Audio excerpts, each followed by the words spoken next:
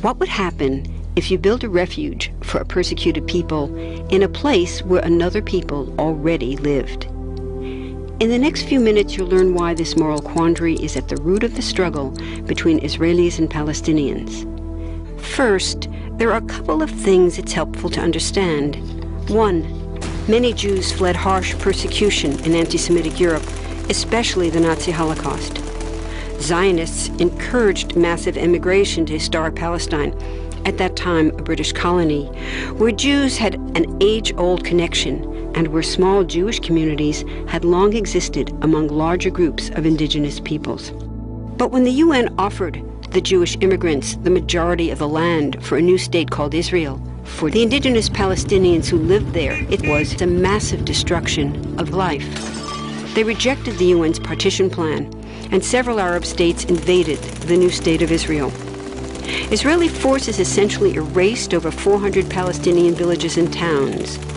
By the end of the fighting, Israel controlled 78% of historic Palestine. And when 750,000 Palestinians who fled or were expelled during fighting tried to return to their homes where the new state now stood, they were permanently barred by the Israeli government. While over 100,000 of their relatives and neighbors who hadn't left became second-class citizens of the new state, along with the new Jewish majority. Today, Palestinian refugees and their descendants number in the millions. Most are in the Gaza Strip, the West Bank, and Jordan. Many are spread throughout the world, with millions still living in refugee camps, seeking to return to their homeland. To sum up, one group of refugees found a much-needed home, but in the process, a new group of refugees was created. Here's the second thing to understand. Israel was founded as a Jewish state. But now ask yourself, what exactly does that mean?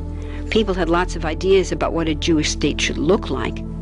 Some called for equality for all citizens. But what was created, in practice, was institutional discrimination against non-Jews. In other words, Israel ended up being built on a blueprint of exclusion. The Israeli government wants maximum land and resources for Jews, but not the Palestinians living there. That's why, inside Israel, Jews get special privileges, including rights to land and housing, that are denied to the Palestinian citizens, who make up 20% of Israel's population. That's also part of why Israel has never defined its borders. In fact, they still hold on to land, the West Bank and Gaza, that they conquered in the war in 1967. Since then, Israel has built Jewish settlements throughout the occupied West Bank, building Jewish-only cities and supplying them with infrastructure like roads and army camps, schools, and even a college. Military occupations are meant to be temporary, but after 40-plus years, this one looks permanent and entirely unjust. In the West Bank, Israeli Jewish settlers and Palestinians live on the same land, but must live under two completely separate and unequal systems of Israeli law. The Jewish settlers dominate the natural resources, including water and agricultural land, and they're backed by the Israeli army. To maintain the occupation, Israel has demolished thousands of Palestinian homes and orchards, confiscated Palestinian land, bombed a captive civilian population in Gaza, and punished resistance with raids, arrests, and assassinations, all to gain maximum land while making life so difficult for Palestinians that they will either leave or be too afraid to resist. Palestinians have fought back. For decades, they tried to achieve national liberation through armed struggle. Some groups still do.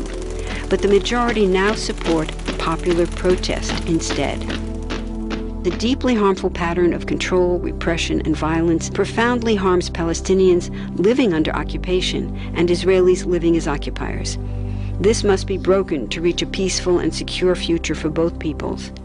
Now that you understand the problem, what about the solution? What about peace talks? So far, over 2 decades of U.S.-backed peace talks have actually made things worse by helping Israel continue the occupation. It's been years of talking while Israel massively expanded the Jewish settlements and literally redrew the map. Peace talks are good if they're real, but not when they're theater to cover a land grab. So now what? The current world superpower, the United States, has been a terrible friend, enabling Israel's destructive and self-destructive expansion onto Palestinian land by funding the Israeli military, the biggest recipient of U.S. foreign aid in the world. But there's another superpower that can make the difference: you. There's a movement with hundreds of thousands of people just like you across the world, including Palestinians and Israelis, protesting, educating, divesting, and boycotting, all to bring nonviolent international pressure on Israel to stop violating human rights of Palestinians.